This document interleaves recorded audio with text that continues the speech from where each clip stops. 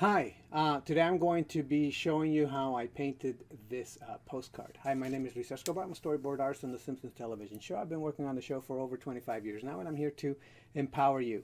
So today I'm going to show you how I painted this postcard, the process all the way through to the end. Just trying to do a very simple color pass. It's not going to be super rendered. That's the idea. It's just to be a really cartoony, just color pass. And I just show you the steps that I use to do watercolor on top of ink so that it doesn't smudge the ink, but while still just trying to find the right balance between using the right ink types that doesn't smear while also coloring the final piece and getting it to look nice. So without any further ado, here's the process. All right, so as I have done before, I have here the drawing already done, and so I start inking it with a micron, because if I use a crow quill and a dip pen, when the ink dries, it leaves a powdery residue that sometimes when I put water on it, it gets really muddy. It just picks up the muddy, some of the powdery residue of the dried ink, and then it makes it muddy, which is the most terrible thing ever when you're putting water on a watercolor thing.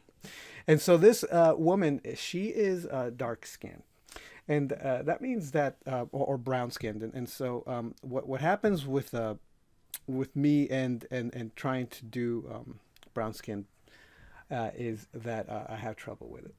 So I'm put down purple, and the reason why I put down purple is just because I've seen other artists put down purple. That's really the reason. But the logic, I think, behind it is that because of the subsurface scattering of the skin, things tend to go to warms when they get darker. They get more saturated and they get warmer. And so a purple is a halfway point between, I guess, cool and warm, because of the red and the blue together, and I think it helps with the subsurface scattering effect.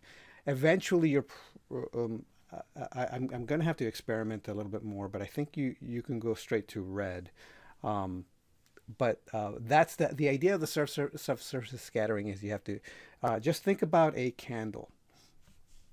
When you see a candle, on the edges of the candle, they're orangey, yellow, red, where the light is hitting. That's subsurface scattering, and that's what happens in our actual skin also.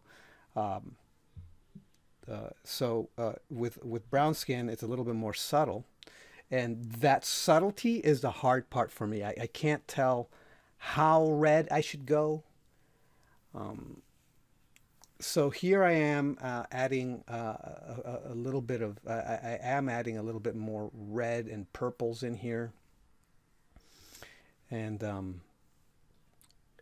mixing it up with the brown, because I don't want to go straight to like just dark brown. It looks really muddy when you do that.